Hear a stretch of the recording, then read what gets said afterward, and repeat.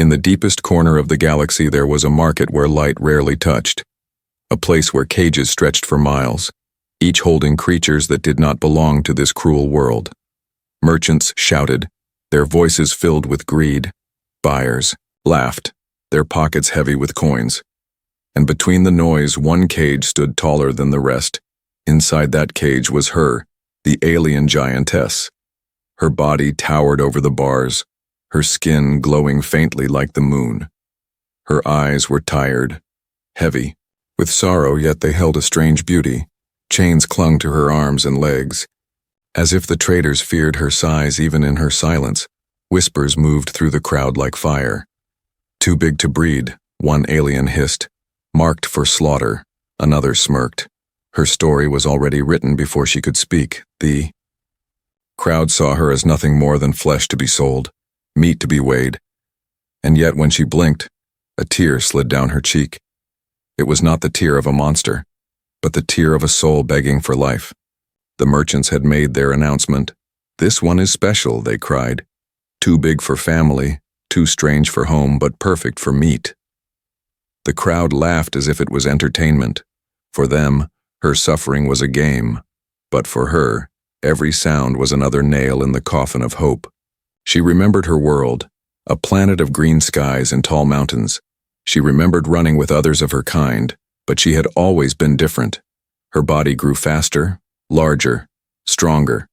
The others whispered behind her back, "She is not fit, she will never belong." And soon the rejection turned into exile. She was left alone, abandoned by the people she called her own. The traders found her then. They tied her with ropes. They dragged her to ships. Her voice cried out for mercy, but mercy was a word the traders never learned. They sold her across planets, each time, lowering her value until finally she ended here in the dark market of chains and cages. Now the crowd looked at her not with pity but with hunger. They did not see her as a child of the stars. They saw her as food. Her breath shook the cage, slow and heavy. She wanted to roar, to fight, to break free, but her strength was wasted, her heart too broken to resist. The auction bell rang. The merchant raised his hand. "Let the bidding begin," he shouted. Voices rose like thunder. 10 coins, one yelled. 15. Another shouted louder. The numbers grew. But with every bid, her spirit sank deeper. Her tears fell quietly, unseen by those who only saw her as a prize. Children pointed at her and laughed. Parents pulled them close and whispered jokes. To them she was entertainment, to her, it was death dressed as laughter, the air filled with the stench of greed. Yet no one questioned if she deserved this fate. And then, in the middle of the noise, there was silence. A silence that did not belong. It was not the silence of chains, nor the silence of despair. It was the silence of fate turning slowly. Because in the far back of the crowd, one figure stood different. He was not shouting, not laughing, not bidding. He only watched, but the giantess could not yet see him. Her head hung low, her eyes drowned in tears. The crowd only grew louder. "Slaughter her now, we'll buy the pieces," one called out. The merchant smirked, ready to slam the hammer.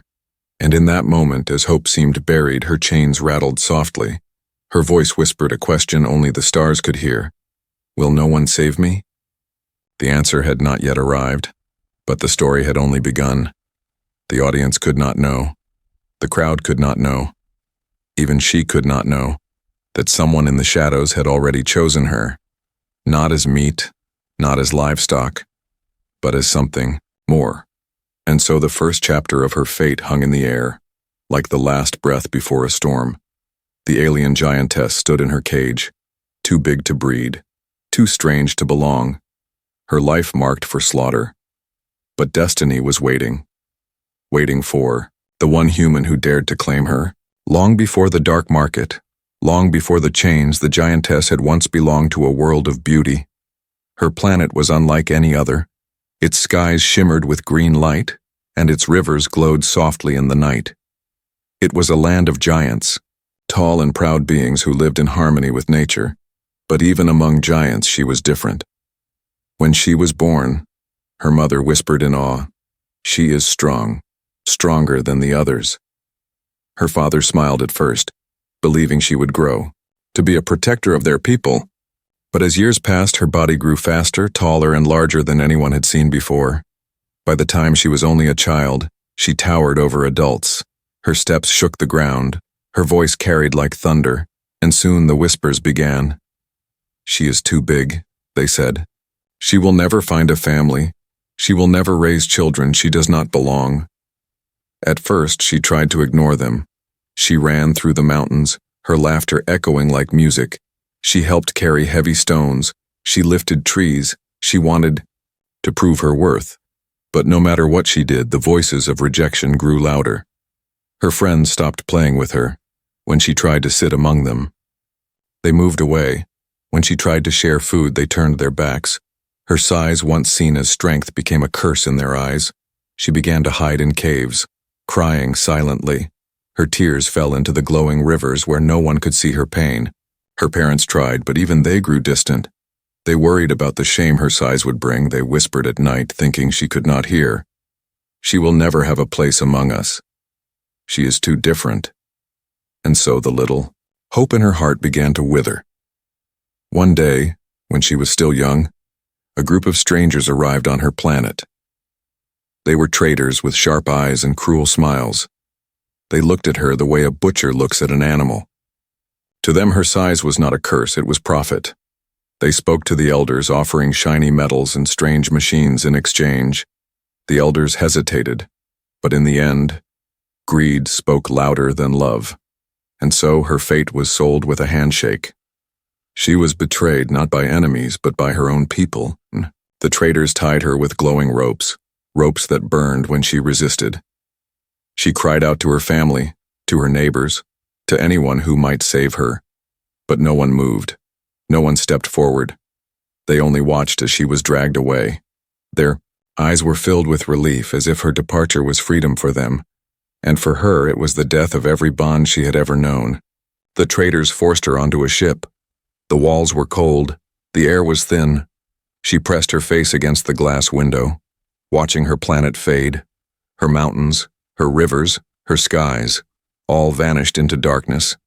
She promised herself she would not cry, but the tears came anyway, because deep down she knew she had no home to return to. From that day, her life was no longer hers. She became property, a product, a thing to be traded, one planet to another, one buyer to the next.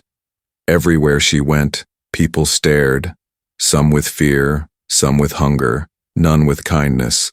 Children pointed, adults mocked, and every laugh carved deeper scars into her soul. The traders gave her many names: beast, meat, too big to breed. Each name felt like a knife, cutting away at the little dignity she still held. She began to wonder if maybe the whispers had been right all along. Maybe she was cursed, maybe she was truly worthless. Her hope turned into silence, her dreams turned into shadows, but still, inside her, a small flame refused to die. When she closed her eyes, she could still see the green skies. She could still remember the laughter she once had. And in those memories, she found just enough strength to survive. She waited, not knowing what she waited for. Maybe for someone, maybe for a miracle. But deep inside, she longed for one thing only: to be seen, not as a monster, not as meat, but as life. And so the giantess traveled from one cruel hand to another, until finally she was brought to the darkest market of all, the place where her story would meet its turning point, the place where her tears would fall for the last time unnoticed, the place where destiny had already prepared an answer.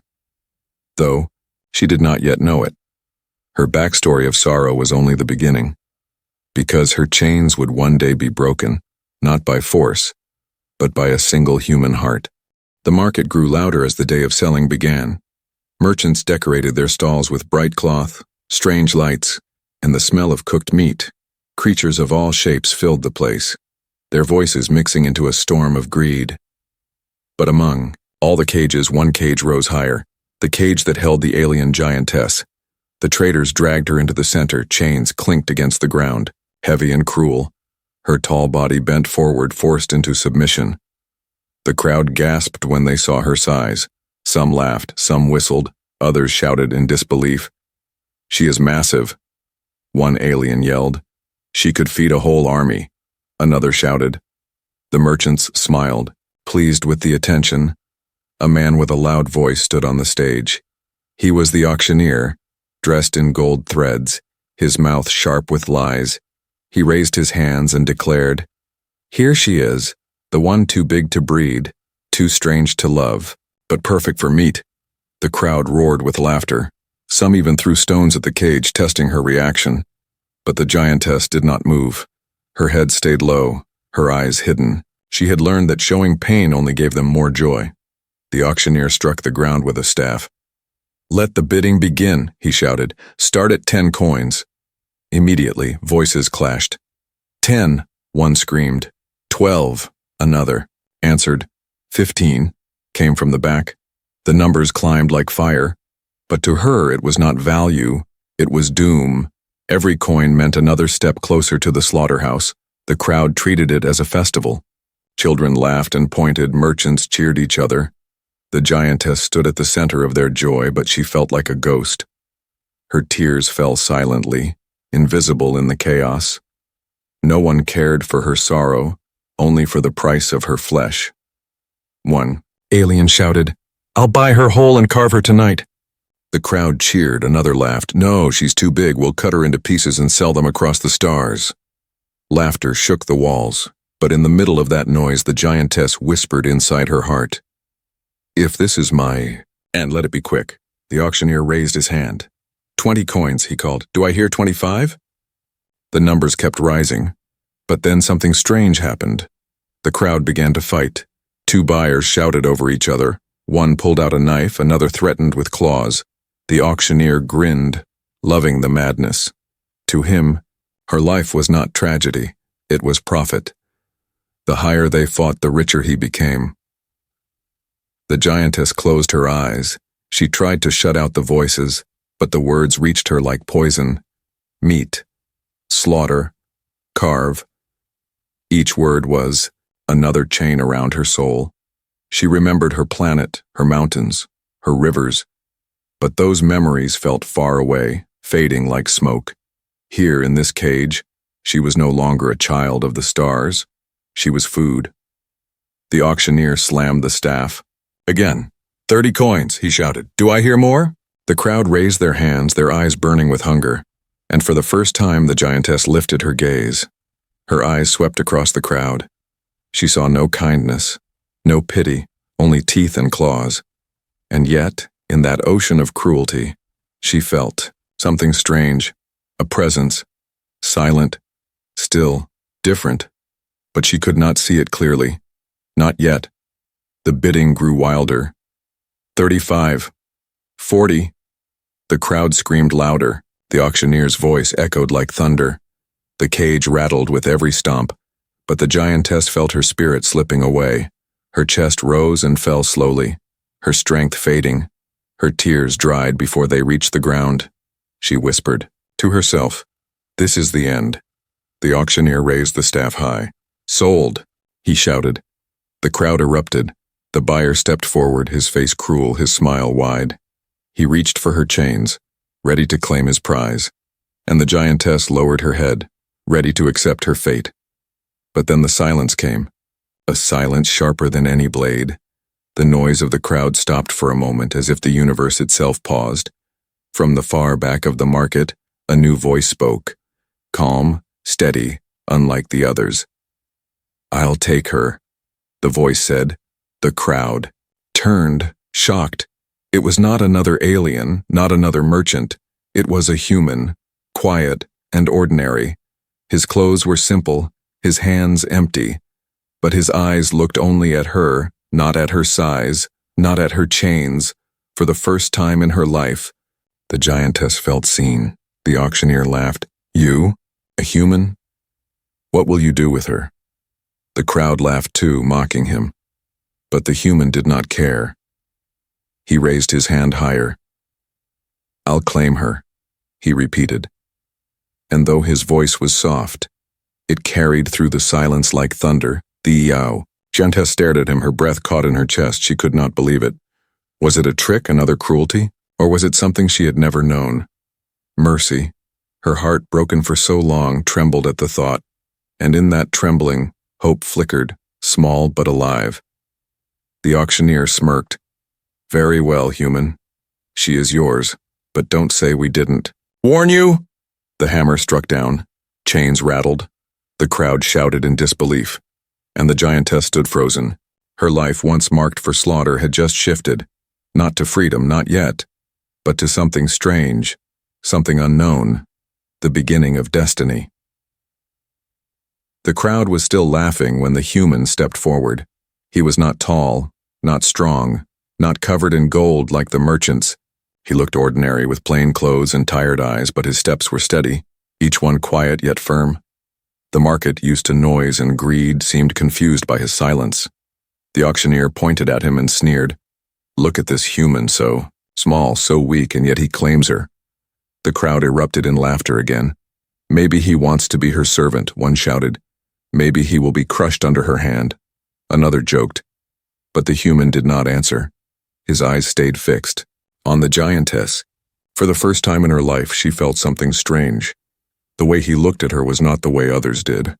They looked at her body, her size, her value, but he looked into her eyes, as if searching for something deeper.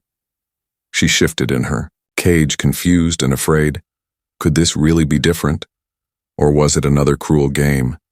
The auctioneer shrugged, eager to take the money. Very well, she belongs to the human, he declared. The hammer struck down, the sound echoing like fate. Guards moved to unchain her, their faces annoyed. Be careful, one muttered. She could crush him. But the human stepped closer, calm and unshaken, as the chains loosened. The giantess rose slowly. Her towering body cast a shadow over him. The crowd held its breath, waiting for her to lash out. But she only stood still, her eyes locked on the strange human. She did not trust him. Not yet. Her heart was still wrapped, in pain and betrayal, but deep inside a flicker of curiosity stirred. The human reached into a small bag at his side. He pulled out a flask of water, he lifted it with both hands and held it up toward her. The crowd laughed louder.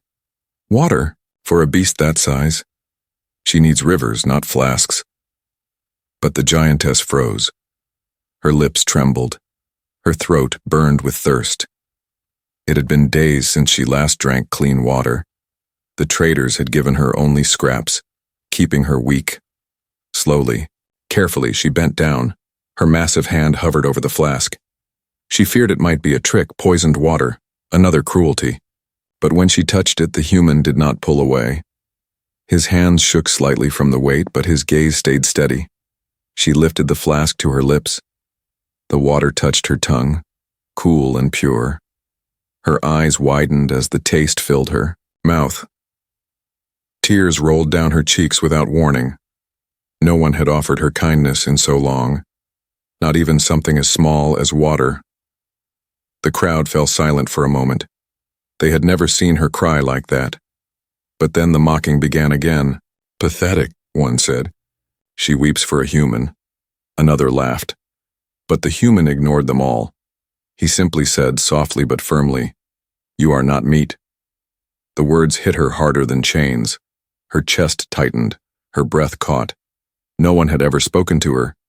Like that, she wanted to believe him, but fear kept her heart locked. Could this man really mean those words? Or was it only another lie dressed as kindness? The guards shoved her forward. "Take your prize and leave, human," they said. The human nodded, guiding her carefully out of the market. The crowd jeered and booed. Some shouted bets he won't last a day, then she'll eat him alive. But he did not listen. His focus remained on her as if nothing else existed. As they walked, her steps shook the ground. She looked down at him, this small, fragile being. It made no sense. He was weaker than the traders, smaller than the buyers. Yet he had stopped the auction, claimed her, and given her water. Why? The question burned inside her, but she could not bring herself to ask.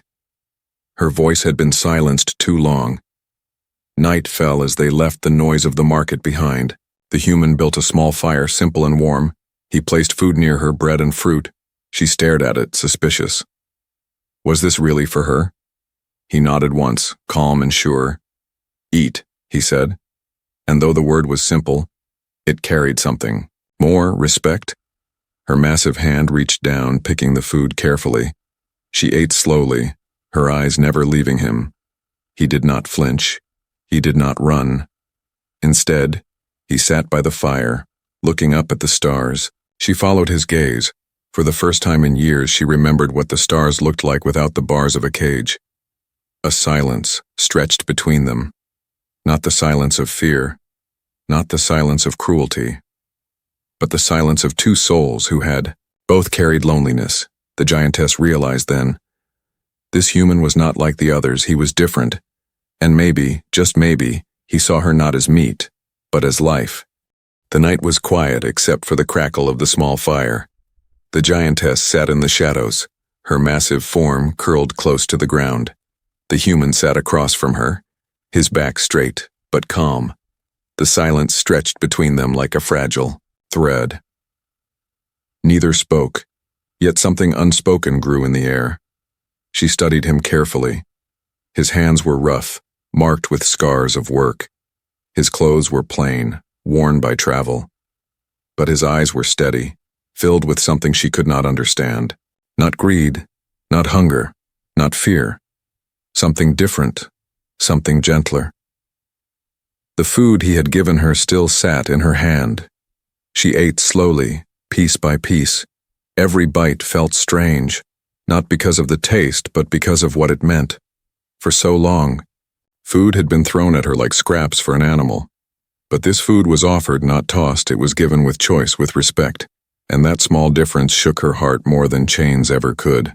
The human noticed her hesitation. He spoke softly, his voice steady. "You don't have to fear me," he said. The words were simple, yet they echoed deeply inside her. She wanted to believe him, but her past screamed louder. Every kindness before had always turned into cruelty. Every soft voice had always ended in betrayal. How could she trust now? Her eyes narrowed. She pulled back slightly, her hand clutching the food as if it might vanish. The human did not reach for her, did not move closer. He only nodded as if to say, "I understand." That patience confused her more than any words could. Hours passed. The fire burned low. The stars shone brighter above them. The giantess lifted her head slowly, gazing upward. It had been so long since she had seen the night sky like this. For years, bars and walls had blocked her view. Now, for the first time, the stars were open to her again. Her lips trembled and she whispered without sound, "Home." The human followed her gaze. He smiled faintly. "You remember," he said. His voice carried no question, only understanding. The giantess lowered, her head again, staring at him with confusion. How could this small creature see her pain so clearly? When dawn arrived, the human rose first. He gathered his few belongings and looked at her. "We must move," he said. She blinked at him, unsure. Move where? She had no place, no home, but he did not explain. He simply walked ahead, his steps slow enough for her to follow. At first she hesitated, her body heavy with doubt. But then, almost against her will, she stood and followed him. Her chains rattled softly with each step. The crowd of the market was gone now, the noise left behind.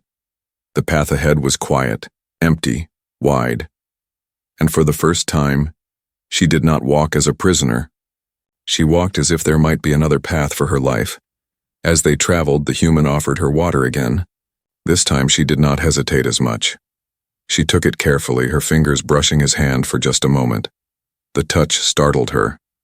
His skin was warm, real, alive. It reminded her that she was not alone. He spoke little, only when needed, but every word felt like a stone placed carefully on a bridge.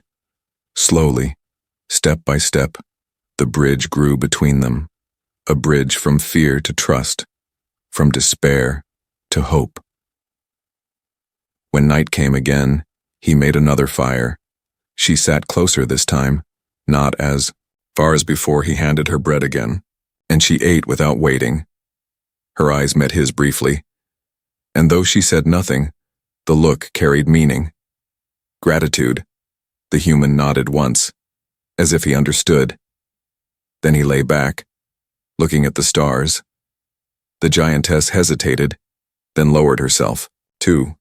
Her massive frame stretched across the ground, but her eyes followed his, staring at the endless night above. For a moment, she felt something she thought she had lost forever. Peace. The next day, danger came. A group of thieves appeared. On the path, they saw the giantess and laughed cruelly. "Why waste her on travel, human?" one shouted. "Sell her back to the market, you'll make a fortune," another jeered. The giantess tensed, her heart racing. Would he abandon her now? Would he trade her for safety and wealth? But the human stood firm. He placed himself between her and the thieves, his voice sharp, steady. "She is not for sale." The thieves laughed, drawing weapons, but the human did not move. For the first time in years, the giantess saw someone fight for her, not with fists, not with chains, but with courage. Her chest ached with emotions she could not name. The world blurred as her eyes filled with tears. Hope, fragile and trembling, lit inside her heart. Maybe he truly meant what he said. Maybe she was not meat, not worthless. Maybe, with him, she could be something more. The road ahead grew darker with every step. The trees on each side bent low, their twisted branches reaching like claws. The human walked steadily, but his eyes stayed alert. The giantess followed, her massive form casting shadows over the path. Though she had survived markets and chains, this silence made her uneasy. Her heart wrestled with two voices. One voice whispered, "He is different. He saved you. Trust him." The other voice screamed louder, "Do not believe. He will betray you like the others." Every step felt heavy with doubt. The human glanced back at her, sensing her hesitation, but he did not speak. He knew trust was not something that could be forced. By nightfall, they reached a village on the edge of the forest. Fires burned in small homes, smoke curling into the sky. The people stared as they entered. Children hid behind their mothers. Men reached for weapons. Whispers spread quickly. "She's a monster," they murmured. "She belongs in chains," others hissed. The giantess lowered her head, shame burning inside her. This reaction was nothing new. Everywhere she went, fear followed. But this time was different. She was not alone. The human stepped forward, raising his hand. "She is with me," he said firmly, but the villagers laughed. "With you? She'll crush you in your sleep," one mocked. "She's cursed, too big, too dangerous," another shouted. The tension grew heavy. The giantess felt her chest tighten. Her chains rattled softly as she took a step back.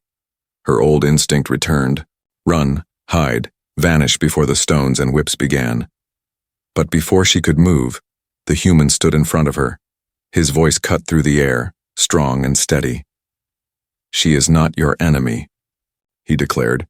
"She is not meat, not a monster. She is alive, just like you." The villagers were stunned by his courage. Some lowered their weapons, uncertain, but others grew angrier. One man shouted, "If you protect her, you are against us." He lifted a spear, pointing it at the human. The giantess froze, fear twisting inside her. Would he step aside now? Would he abandon her to save himself? But he did not move. He stood firm, his body small but unshaken. "If you want to hurt her, you will have to go through me," he said. The crowd gasped at his defiance. The giantess stared at him, her eyes wide. No one had ever risked their life for her. Not her people, not the traders, not anyone. But here was this fragile human daring to face an entire village for her. The villagers muttered among themselves. Some stepped back, uneasy. Finally, the chief of the village raised his hand. "Let them pass," he ordered. The spear lowered, the whispers faded. The human guided the giantess through, never once leaving her side. When they reached the forest again, The giantess stopped. Her breath shook. Her heart raced. She looked down at him, confusion burning in her eyes. "Why?" she whispered, her voice trembling. It was the first word she had spoken to him. The human turned to her, his expression calm. "Because you deserve more than chains," he said. Simple words, but they hit her like thunder. Her knees trembled and tears slid down her cheeks. For the first time, she began to believe him. Days passed as they traveled farther. The human shared his food, his water, his fire. Each night, she sat a little closer. Each morning, her eyes lingered on him longer, but trust was not easy. The scars inside her ran deep. At times she woke from nightmares, her chains echoing in her dreams. She would flinch away, afraid he would strike her, but he never did. He only waited, patient and steady, as if he understood her pain without needing words. One night, as the fire burned low, he spoke.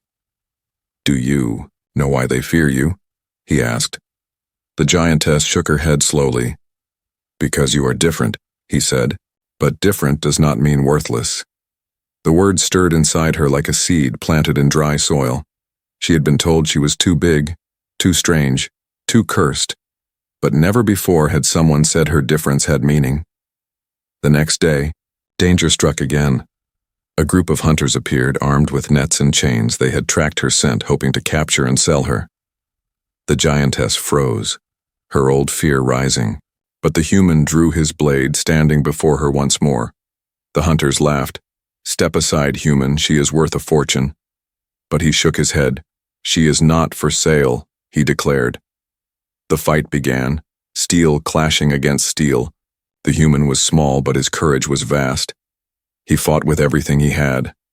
The giantess watched, her heart burning. No one had ever fought for her. And in that moment, something broke inside her. The walls she had built for so long began to crumble. With a roar, she stepped forward. Her chains rattled as she tore them apart. Her massive hand swept the hunters aside. The ground shook as they fled in terror. The human staggered, wounded but alive. She bent down, her eyes filled with tears. For the first time, she spoke with strength. "I will protect you," she whispered. The human smiled faintly. "And I will protect you," he replied. Their bond, fragile but unbreakable, was now sealed. The world still hated her.